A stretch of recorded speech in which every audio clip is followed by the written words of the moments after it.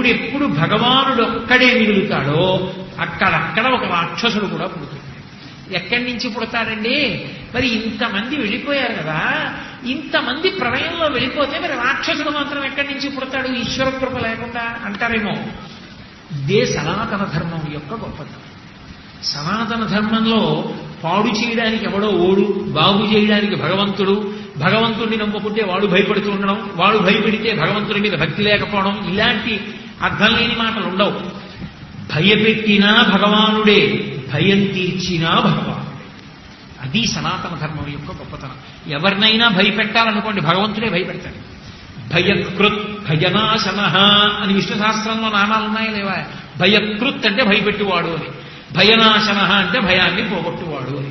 అందుకే మీరు చూడండి రుద్రాధ్యాయంలో శివలింగానికి అభిషేకం చేస్తూ నమస్తే అస్తు ధన్వనే బాహుభ్యాముతే నమః అంటూ మొదలవుతుంది. ఈశ్వరాన్ని